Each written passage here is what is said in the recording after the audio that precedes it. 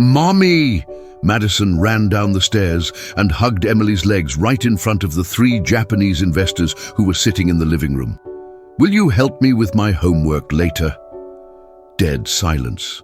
The Japanese men looked at each other. William went pale as a sheet. Emily felt her world come crashing down. Madison! Victoria appeared at the top of the stairs like a hurricane. What are you doing? The 8-year-old smiled innocently, still hugging Emily. I'm talking to my mommy. She's not your mother! William exploded, red with embarrassment. The investors started murmuring among themselves. The $1 million deal was going down the drain. Victoria came stomping down the stairs. William, this is unacceptable. What kind of household are you running here? Madison wouldn't let go of Emily. Daddy, why are you yelling at my mommy? Because she's not your mommy. William was completely losing it. How many times do I have to tell you this? One of the Japanese investors stood up. Mr. Whitmore, perhaps it would be better if we came back another day. That's it. The deal was toast. William lost it. Emily, you're fired. Get your stuff and get out of my house right now. Madison started crying. No, Daddy, Mommy didn't do anything wrong. She's not your mother, William shouted even louder. She's an employee, a simple housekeeper. Victoria pulled Madison away forcefully. Come here, sweetheart. This woman filled your little head with nonsense. No, Madison struggled. I want to stay with my mommy, Emily. Emily had tears in her eyes but tried to speak. Mr. Whitmore, I can explain. Madison always calls me that. I always correct her, but I don't want to hear it. William cut her off. You manipulated my daughter. You ruined my meeting. Get out of my house. Madison screamed desperately while Victoria carried her upstairs. Mommy, don't go. I love you. Those were the last words Madison said before going completely silent. Emily went upstairs to get her things from the small room. Madison managed to escape from her grandmother and ran after her. Mommy, are you really leaving? Emily knelt down to the girl's height. Sweetheart, your daddy doesn't want me to work here anymore. But can you come back to visit me? Emily couldn't lie. I don't know, Madison. Will you miss me? So much. You're very special to me. Madison hugged her tight. I love you too, Mommy. When Emily left the estate, Madison ran to the window and shouted, Mommy, come back, please! Emily waved from far away and kept walking, crying. Madison yelled for about 10 minutes, Mommy, I love you, come back for me! Until suddenly she stopped. Complete silence. Victoria went upstairs and found Madison lying in bed, staring at the ceiling. Madison, come have dinner. Madison didn't respond. Honey, Grandma's talking to you. Nothing. Madison turned her back. William came up after dinner. Madison, are you mad at Daddy? Silence. Baby girl, talk to me. Madison kept her back to him. Madison, please. Not a word. Second day. Madison woke up, had breakfast, and didn't say a single word. Nothing at all. Third day. Same thing. Madison wouldn't even say, good morning. William called the pediatrician. Dr. Thompson, my daughter completely stopped talking. How long ago? 3 days. Ever since I fired an employee. At the doctor's office, Madison stayed silent throughout the entire exam. Mr. Whitmore, physically she's perfectly fine. Then why won't she talk? Selective mutism, emotional trauma. She formed a strong attachment to that person who left. But she was just a cleaning lady. To Madison, she wasn't. Dr. Thompson showed the drawings Madison made at the office. Always the same thing, a house with 3 people. She drew this the whole time. William looked at the drawings. A tall man, a woman, and a child, always together. Back home, Madison spent the entire day drawing. Dorothy, the nanny, showed a pile of papers. Mr. Whitmore, she's already made over 30 identical drawings. Did she say anything? Nothing. She didn't even ask for water. Just drawers. That evening, William tried to talk. Madison, Daddy's worried. Say something. Madison looked at him, but said nothing. Do you want me to bring Emily back? Madison's eyes lit up, but she stayed silent. Madison, please. She grabbed a paper and drew again, the three of them together, then showed it to him. You want us to be a family? Madison nodded yes, but didn't speak. William left the room, desperate. Mom, she's not getting better. She barely eats, doesn't say anything. Victoria sighed. Son, Madison might need to be hospitalized. Hospitalized? She's just a kid. A traumatized kid. Maybe she needs special care. William was terrified. No, I'm not putting my daughter in a hospital. Then what are you going to do? She can't stay like this. For the first time, William didn't know what to answer. That night, in the library, Victoria was talking quietly with Richard, the family lawyer. Madison had snuck out of her room and was listening through the cracked door. The situation's getting complicated, Richard. Madison will get over it, Mrs. Whitmore. It's not just Madison. William's thinking about bringing that woman back. The housekeeper. Yeah, he's desperate. Madison, at the door, heard Mommy Emily and paid close attention. What's the problem with that? Victoria stood up. My daughter died 4 years ago. Madison is all I have left. I can't let another woman take my place. But Mrs. Whitmore, if he remarries, I'll lose Madison too. Madison didn't understand remarries, but she knew Grandma didn't want Mommy to come back. What about that money in Madison's account? It's safe. She'll thank me when she grows up. What if William finds out? He won't. He trusts you. Richard got nervous. What if he brings the girl back? Victoria went to a cabinet and pulled out a small box. I have the solution. She opened the box, sparkling jewelry. These were my daughters.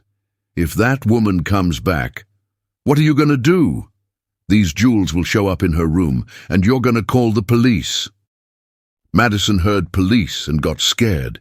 She didn't know exactly what it meant, but she knew it was something bad. Mrs. Whitmore, that's dangerous. It's necessary. My granddaughter cannot call a housekeeper mother. Madison saw Uncle Richard nod and ran back to her room. She wanted to tell Daddy, but the words wouldn't come out.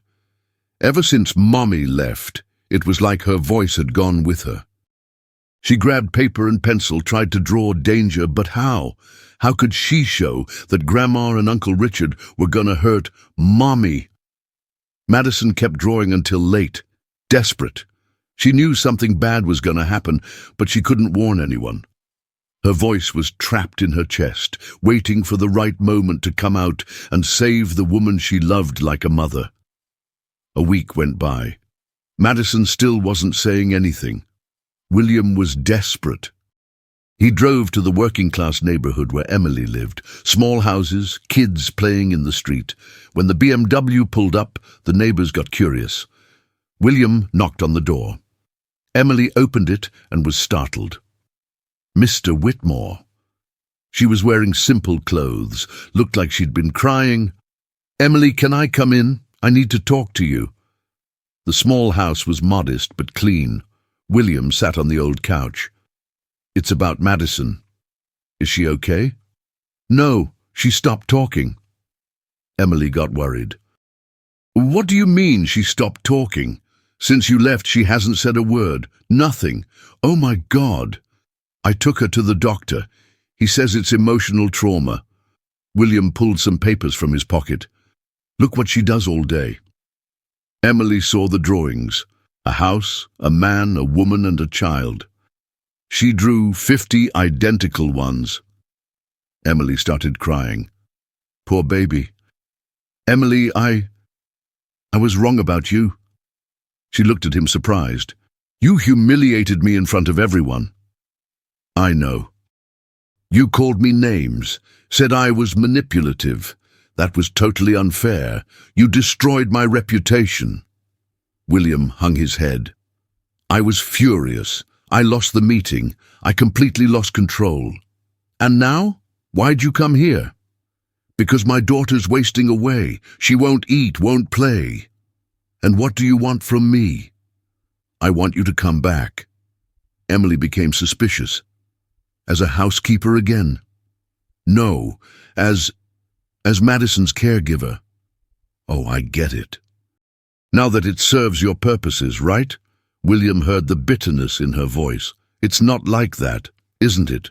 When your daughter was happy calling me Mom, I was the manipulator. Now that she's sick, I'm the savior? Emily, Mr. Whitmore, I'm not some toy you can use whenever you feel like it. You're absolutely right. I was totally unfair. You were.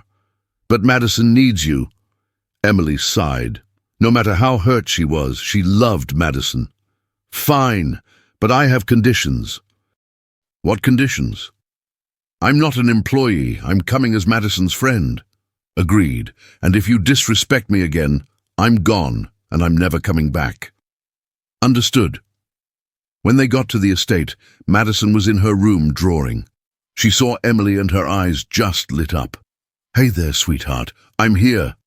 Madison ran and hugged her, but stayed silent. During the first week, Emily kept her distance from William. She took care of Madison, but treated him coldly. Good morning, Mr. Whitmore. Good morning. You can just call me William. I prefer Mr. Whitmore. Madison got better physically. She went back to eating, but still wouldn't talk. She answered everything with gestures. Victoria watched everything with a stern expression. William, don't you think Madison's getting too dependent on this girl? She's better, Mom. But she's still not talking. At least she's eating again. Emily heard these conversations and got tense. She knew Victoria didn't like her. At the end of the first week, Madison had a crying fit in the middle of the night. Emily went to calm her down. What's wrong, honey? Madison made gestures pointing to her nightmare. Did you dream that Mommy left again?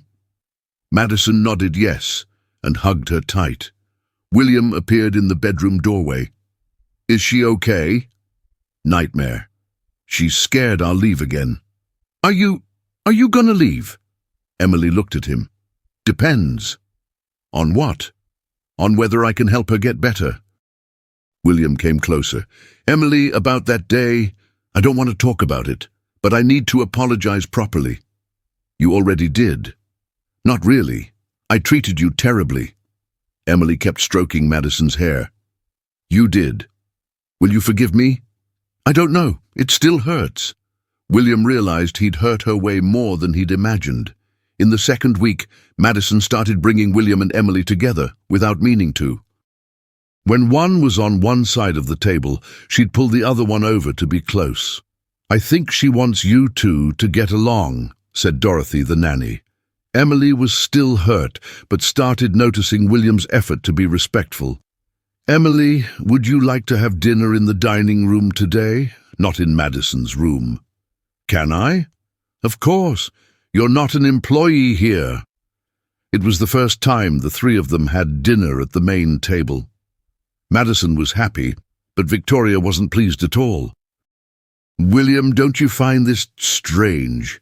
What, Mom? Her dining at our table. Why would that be strange? She's what? Victoria didn't have the courage to say poor in front of Madison. Nothing. Emily noticed the discomfort and felt embarrassed. Mr. Whitmore, if Mrs. Whitmore prefers, I can eat in Madison's room. No, you're gonna eat here. Victoria left the table angry. After dinner, William and Emily stayed in the living room while Madison played. Sorry about my mother-in-law. It's okay, I get it. Get what? That it's hard for her to accept someone like me in this house.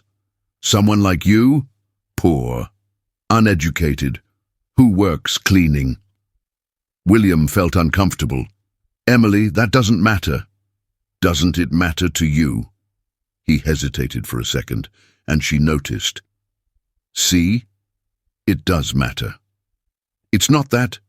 It is. You're ashamed of me. I'm not. You are. That's why you fired me in front of the Japanese investors." William had no answer. She was right. "Emily, it's okay, Mr. Whitmore. I know my place." She got up to leave. "Wait. What? You're right. I was ashamed that day." Emily stopped. "I was ashamed because I care too much about what other people think. And now? Now I know I was being an idiot. Do you? Madison chose you as her mother, and she's way smarter than me." Emily came back to sit down. "Mr. Whitmore, just William, please. William, I don't want you to feel sorry for me." "I don't feel sorry. I feel admiration. Admiration. You take care of Madison better than any expensive nanny I've ever hired. It's my job. It's not a job. It's love." Emily got emotional. "It is. I love her like she's my own daughter." "And that's beautiful." Madison came running and hugged both of them. She looked up and smiled, happy to see them talking nicely. But Victoria was watching from the stairs, and she didn't like it one bit. In the third week, Madison was much better. She played in the garden, smiled more, but still wouldn't talk. Emily and William were getting along better, but slowly. Madison wandered around the house observing everything. She was curious, like any kid. One afternoon, when she was playing in the hallway, she heard Grandma talking loudly in the library. "I can't take it anymore." Madison approached the door. "Mrs. Whitmore, calm down." It was Uncle Richard. "How can I calm down? They're getting closer every day." Madison heard "they" and knew they were talking about Daddy and Mommy. "But that's good for William." "Good? For who? He's happier." "What about me? What about Madison?" Madison heard her name and paid closer attention. "Madison's better too." "She's better for now, but what happens when this woman gets tired of pretending?" "Pretending what?" "That she loves Madison. She just wants William's money." Madison got confused. Was Mommy pretending to love her? "Mrs. Whitmore, she seems genuine." They all seemed genuine, all of them. Victoria was pacing back and forth. "Richard, you don't know what it's like to lose a daughter. I know you suffered tremendously. Madison is all I have left of my daughter. I can't let a stranger take my place." Madison didn't understand, take my place. But she knew Grandma was mad at Mommy. "What do you want me to do?" "What we discussed." "Mrs. Whitmore, it's the only way. It's very risky. If it goes wrong, you'll handle it. You always have." Madison heard footsteps and ran back to her room. Her little heart was beating fast. Grandma and Uncle Richard were going to do something bad to Mommy. She grabbed paper and pencil from under the bed. She drew Grandma and Uncle Richard with mean faces. She drew Mommy crying. She drew danger. She wanted so badly to talk. She wanted to run to Daddy and scream, "They're gonna hurt Mommy!" But the words wouldn't come out. They disappeared when Mommy left the first time. Madison kept drawing danger in every way she could imagine. But how could she show someone without talking? In the fourth week, things changed between William and Emily. He started treating her more affectionately. "Emily, would you like to go out to dinner tonight? The three of us?" "Go out to dinner?" "Yeah." "To a nice restaurant." Emily felt insecure. "I don't have clothes for that." "Doesn't matter. You look beautiful just as you are." "William, I mean it." Emily smiled shyly. It was the first time she'd smiled at him since coming back. "So will you accept?" "I will." Madison was over the moon when she found out. She picked her prettiest dress and stuck close to both of them at the restaurant. People really were staring. A rich man with a simple woman and a child. Emily felt uncomfortable. "William, everyone's staring at us. Don't worry about them. It's hard not to worry." "Why?" "Because I know I don't belong in your world." William stopped eating. "Emily, look at me." She looked. "You belong wherever Madison wants you to belong, and she wants you here." "What about you?" William hesitated. The question caught him off guard. I want you here too." Madison clapped silently, happy to see them talking nicely. They went home closer than before, but Victoria was waiting in the living room. "Where did you go?" "Out to dinner," William said. "All three of you?" "All three of us." Victoria looked Emily up and down. "I see." The atmosphere got heavy. Emily felt judged. "I'll take Madison for her bath." When they went upstairs, Victoria exploded. "William, what are you doing?" "Taking care of my daughter." "Taking a housekeeper out to dinner?" "Ex-housekeeper." "And she takes care of Madison better than anyone. She's not from our social class." "So what? What do you mean, so what? You're a Whitmore. You have responsibilities.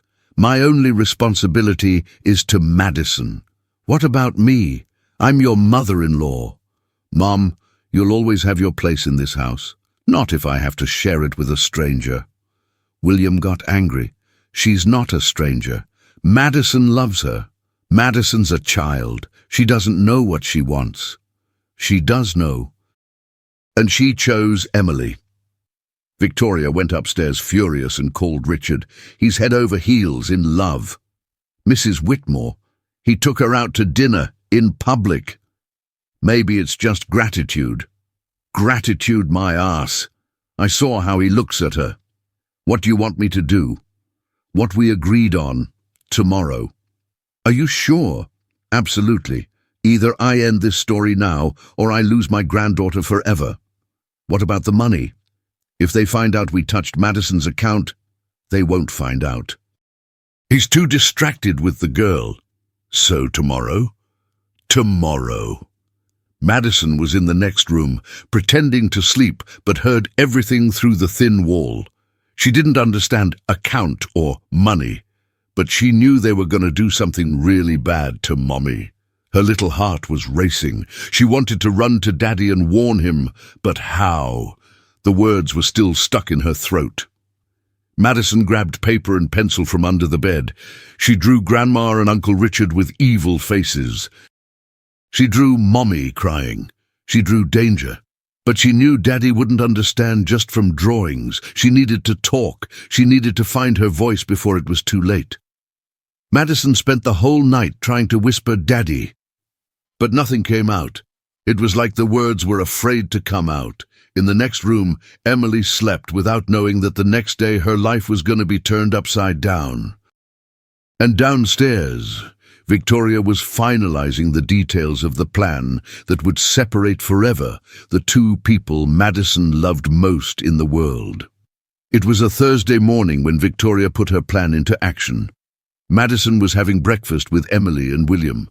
The girl still wasn't talking, but she was much happier. Suddenly, the doorbell rang. Dorothy went to answer and came back looking worried.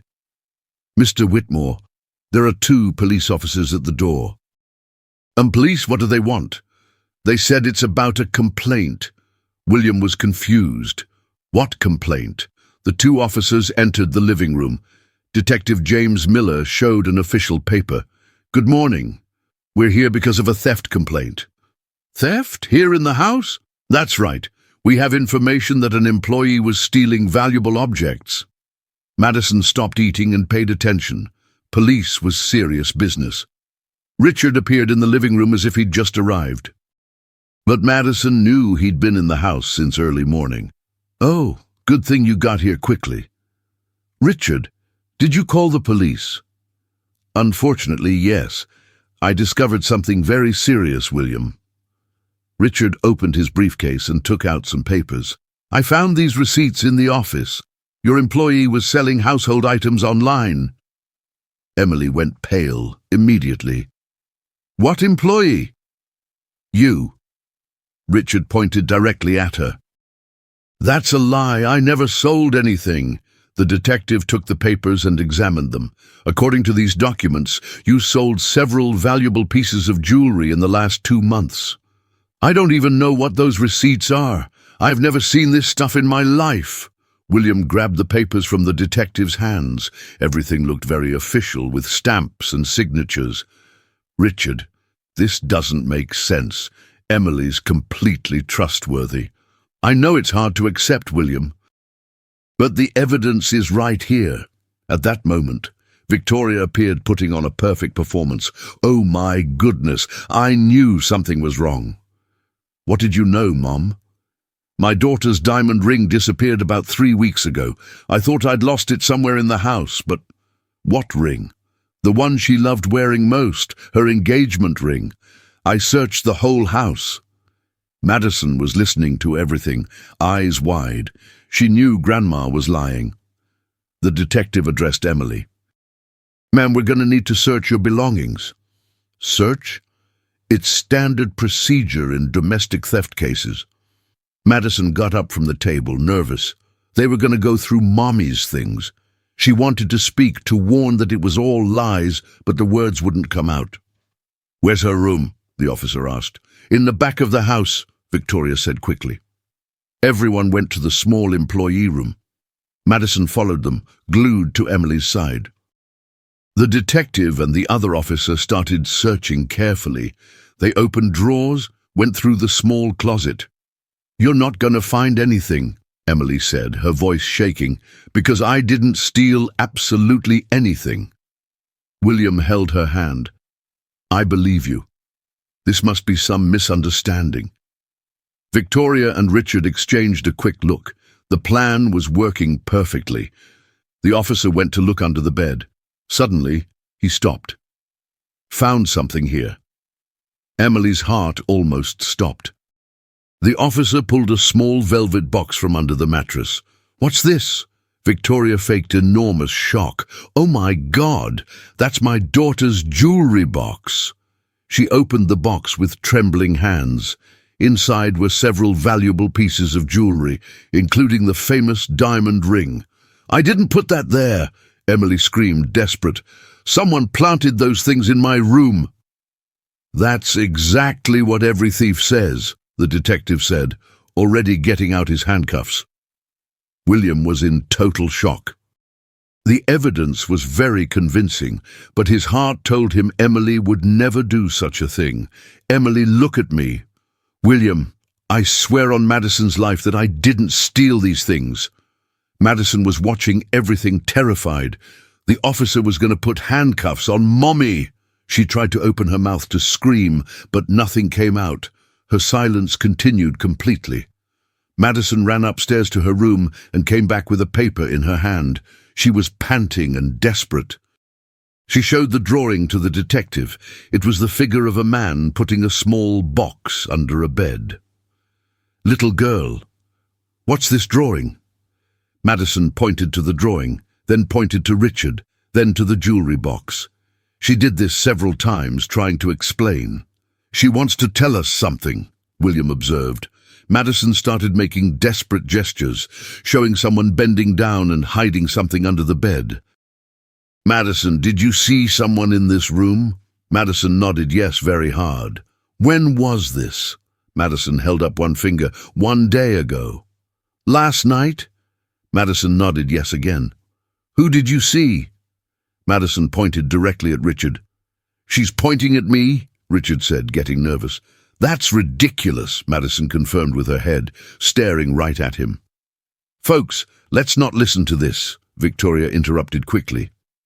Madison hasn't spoken in over a month. She's confused, traumatized. But she seems very sure of what she saw, the detective said.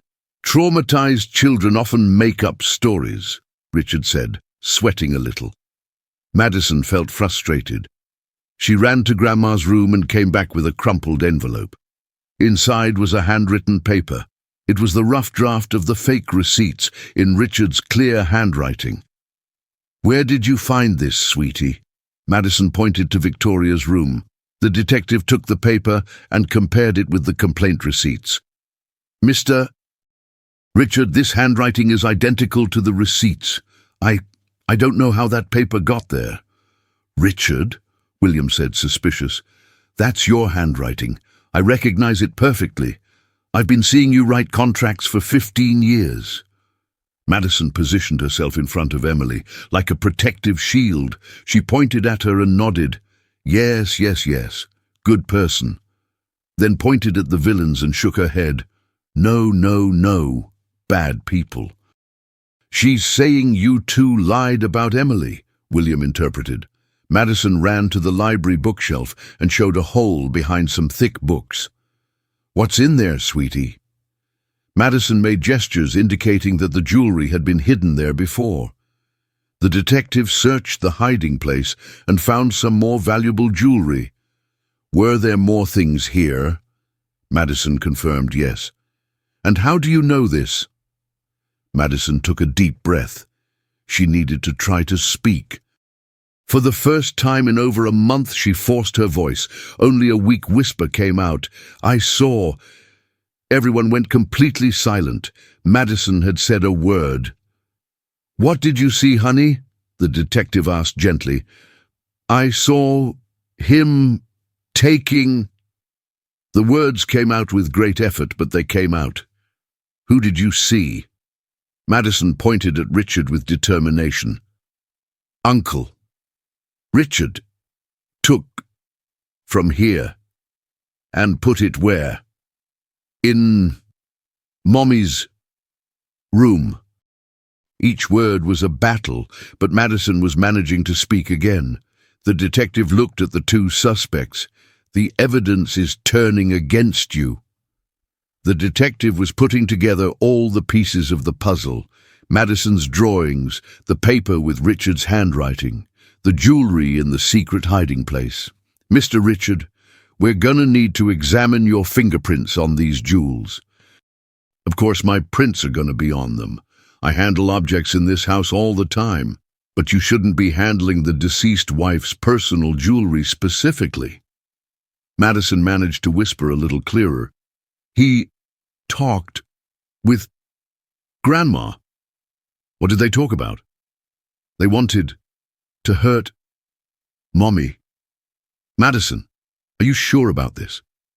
I heard them talking secretly. William knelt down to his daughter's height. Sweetie, try to tell me. What else did you hear?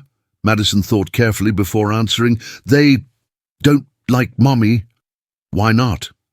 Grandma cried, talked about Mommy, Catherine. It was the first time Madison said the biological mother's name since going mute. What did she say about Mommy Catherine? That nobody could take her place.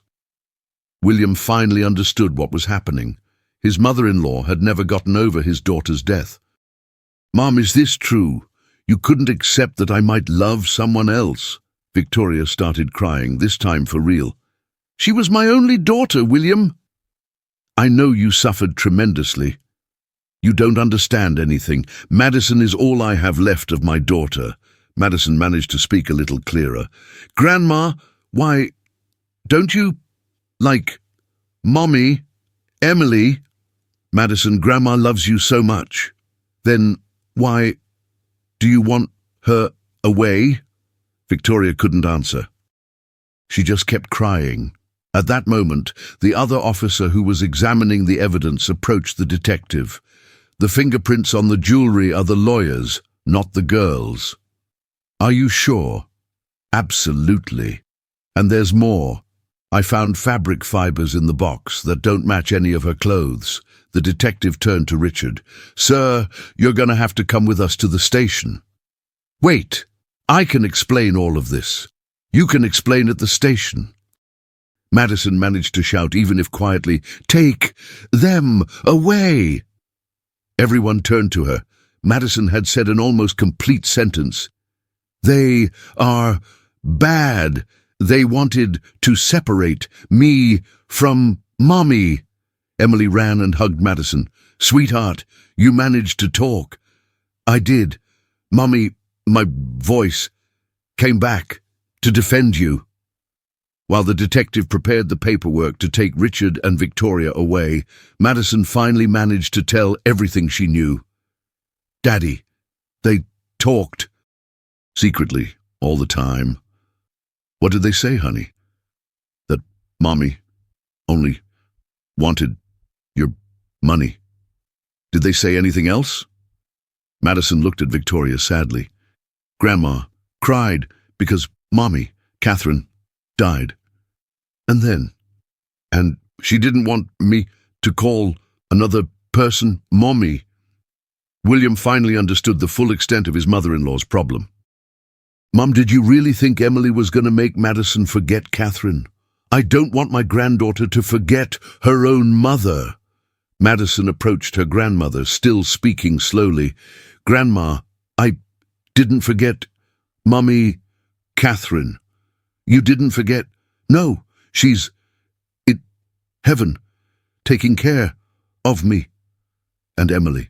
Mummy, Emily takes care of me here on earth. Victoria started to understand what her granddaughter was saying.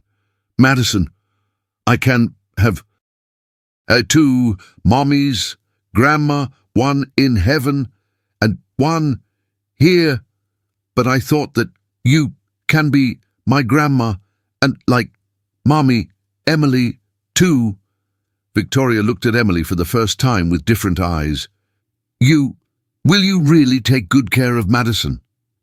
I'll take care of her like she's my own daughter. Do you promise? I promise from my heart. The detective interrupted the conversation. Mrs. Victoria, you'll still have to come with us to give a statement. Gee, why does Grandma have to go too? Madison asked, managing to speak a little better. Because she helped create lies about your mommy, William explained carefully. Grandma, why did you do that? Victoria couldn't give an answer that made sense. She just cried harder. Madison waved at her. Bye, Grandma. When you get out, you can come back, if you promise, to be nice to Mommy. The police took Victoria and Richard away. Madison waved from the window, still feeling sorry for her grandmother. After they left, Madison hugged Emily and William at the same time. Now, are we just the three of us? We are, sweetheart, William said. Forever. William looked at Emily. If Mummy wants to stay with us, I want to so much, Emily said. Madison smiled, still speaking slowly but with joy. Then, now, we're a real family. In the following days, they had to deal with a lot of paperwork. An accountant came to examine all the family accounts. Madison got better at speaking day by day, and most importantly, they were becoming a real family, chosen by love. But there was still the need to officially resolve Victoria and Richard's situation, and Madison still needed time to fully recover from the trauma of almost losing the person she loved most in the world. 2 weeks had passed since Victoria and Richard's arrest. Madison was speaking a little better each day, but still hadn't returned to normal. Some words came out easily, others she struggled to get out. The girl woke up every night with nightmares.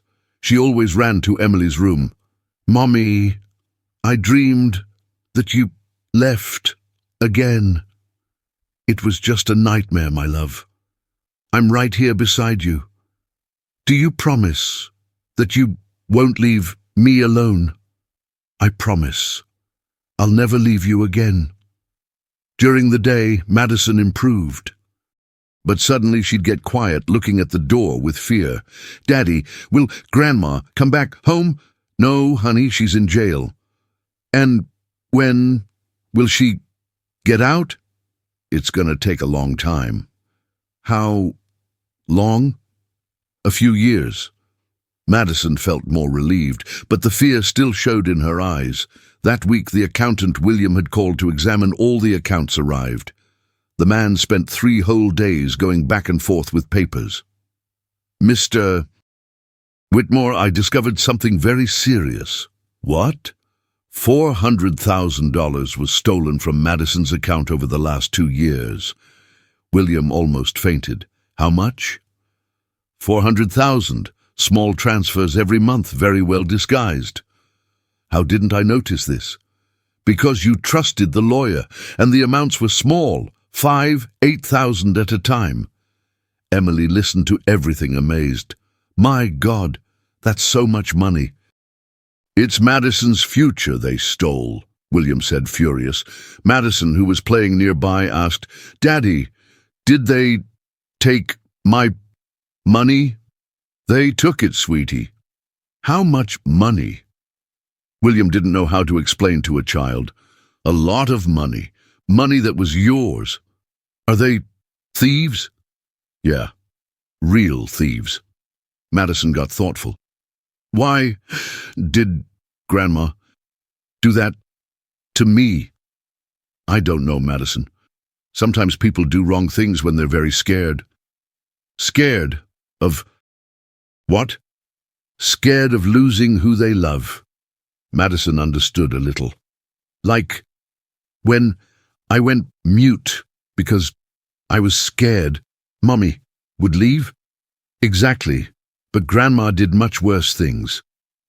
During that week, Madison had several crises. One day she was playing and suddenly started crying. "What's wrong, sweetheart?" Emily asked. "I'm scared that you'll change your mind about me." "Why would I change my mind?" "Because maybe I'm too much work for you." Emily hugged her tight. "Madison, I chose to be your mother. Real mothers don't give up on their children." "Never?" "Never. Not even when they're a lot of work. And if I get sick, I'll take care of you. And if I do something wrong, I'll teach you what's right. And if I cry a lot, I'll comfort you." Madison smiled for the first time that week. "So, you're my real mom?" "I'm your mom from the heart, and that's forever." A month after the arrest, things were very different in the estate. Madison could already speak complete sentences, but still stuttered when she got nervous. William and Emily were getting closer, but he was still processing all the betrayal he'd suffered. "Emily, can I ask you something?" "Sure. How are you feeling after all this?" "I'm still trying to understand." "Understand what?" "How people I knew managed to plan to destroy me." William sighed. "It really is scary." "You know what hurts me most?" "What?" "Thinking that if Madison hadn't defended me, I'd be in jail. But she did defend you, and you're here." "What if she hadn't been able to speak?" William took her hand. "Don't think about that. What matters is everything worked out." "Did it?" "Why do you ask like that?" Emily hesitated before answering. "Sometimes I'm scared you'll change your mind about me." "Why?" "Because I really am just an ex-housekeeper, William, and you're a wealthy businessman." "Emily, your family will always see me that way. Your friends too." "So what?" "What do you mean, so what? Doesn't that bother you?" William thought carefully before answering. "It used to bother me. I won't lie to you." "And now?" "Now I learned something." "What?" "That Madison is smarter than me." "How so?" "She chose you as her mother from day one. It took me months to understand why." "And why was that?" "Because you have something money can't buy." "What's that?" "A good heart." Emily got emotional.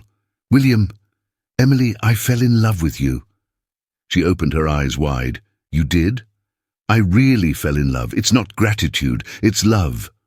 "Are you sure?" "Absolutely sure. What about you?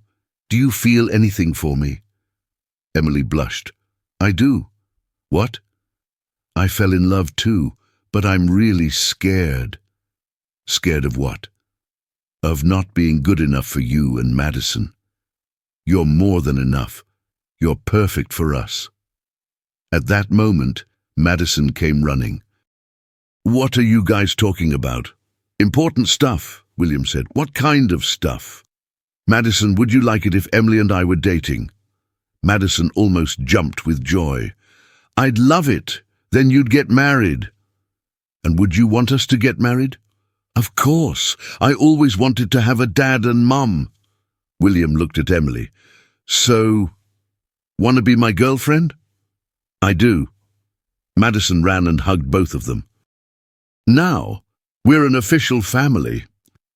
In the following weeks, they got used to the new situation. Madison improved every day. William and Emily were really dating. But there was still something important to resolve.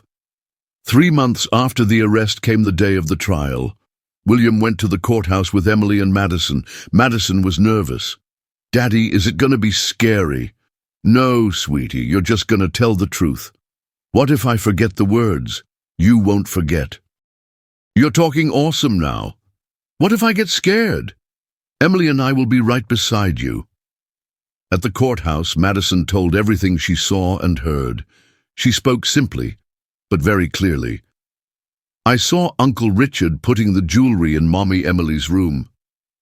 "Are you sure about what you saw?" "I'm sure, and I heard them talking about hurting her." "What else did you hear?" "That they messed with my money, but I didn't really understand that part." "Anything else?" "That Grandma didn't want me to like Mommy Emily." The judge was very clear in his sentence. Richard was sentenced to 4 years in prison and had to return all the stolen money. Victoria received 2 years probation. She wouldn't go to jail, but was forbidden from approaching the family for 2 years.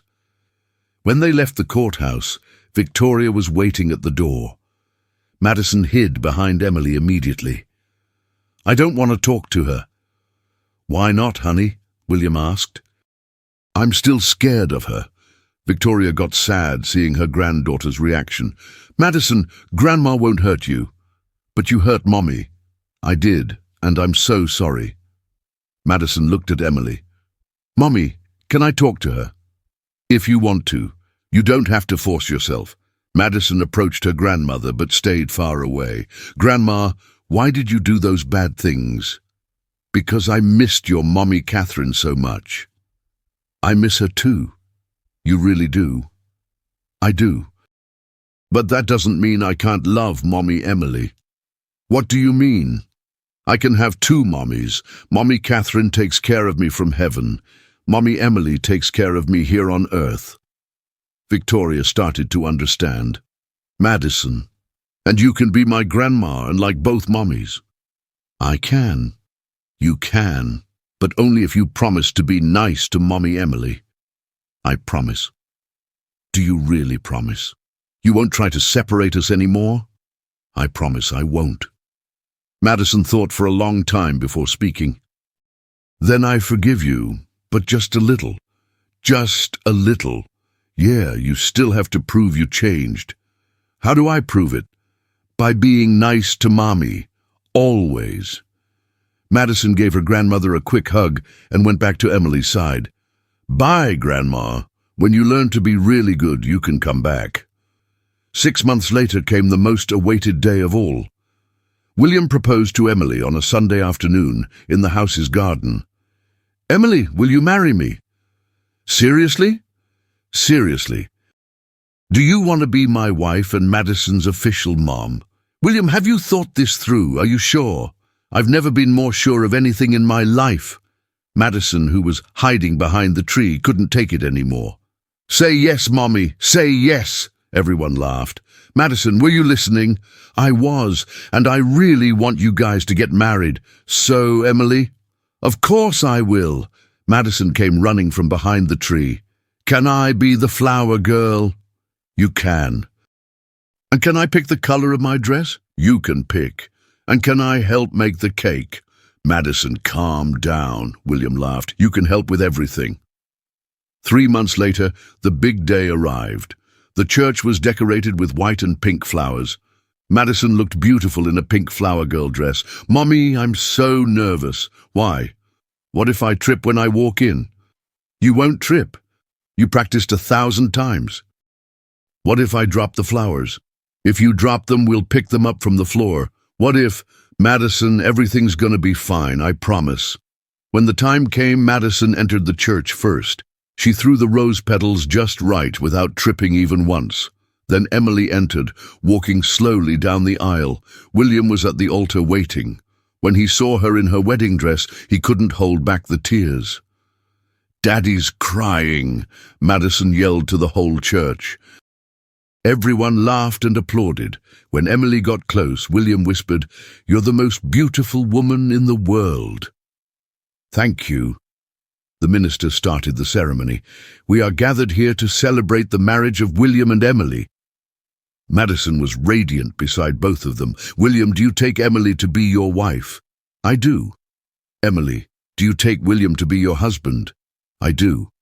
"If anyone has any objection to this union, speak now or—" And Madison couldn't take it and yelled, "I approve. Mommy deserves to be really happy." The whole church exploded in laughter and applause. "Madison," William said, dying of laughter. "Sorry, Daddy, but I really do approve." The minister smiled. "Well, it seems we have total approval. I now pronounce you husband and wife. You may kiss the bride." William kissed Emily, while Madison applauded, and everyone cried with emotion. At the reception, Madison grabbed the microphone and made a speech. "Everyone, I want to say something really important." Everyone stopped to listen. "My mommy Emily used to work as a housekeeper here at home. But you know what? She has the cleanest heart in the world." The audience applauded emotionally. "And my daddy learned that having money isn't more important than having love." More applause. "Now we're the happiest family in the universe." When it was time to cut the cake, Madison asked, "Can I cut it with you guys?" "Of course you can." All three cut the cake together like a real family. Emily looked at the photo of the first wife that was on the main table. "Thank you, Catherine, for taking care of them until I got here." Madison heard, "Mummy, is Mommy Catherine happy up in heaven?" "I'm sure she is, because you're happy." "So she likes you?" "I think so." "I think so too." "Because she sent you to us." That night in the bedroom, William and Emily talked quietly. "Can you believe we're married? Sometimes it still feels like a dream." "It's not a dream. It's our new life." "William, thank you for everything." "Thank you for what?" "For giving me a real family. Thank you for accepting us." From the next room, Madison yelled, "Stop talking! Tomorrow I want to hang out with my two parents." They both laughed. "She said 2 parents." "I heard." "Now she really has a mom and dad." "Good night, family." "Good night, Madison." Madison smiled alone in her bed. She'd finally gotten the family she always drew on paper. A daddy, a mommy, and her, all together forever. The girl who went mute from sadness now talked all the time from so much joy. The housekeeper who was humiliated for love became a wife and mother. And the man who almost lost everything from pride learned that family is chosen with the heart. Madison never needed to stay silent again. Now she had a family that listened to her and would never separate. And every night, before going to sleep, she spoke quietly. "Thank you, Mommy Catherine, for sending Mommy Emily to us. You two worked together so I could have the most perfect family in the world." Because Madison knew that true love always finds a way to win. Did you like this story? Did Victoria get what she deserved, or was it too little? Let me know in the comments. See you in the next story.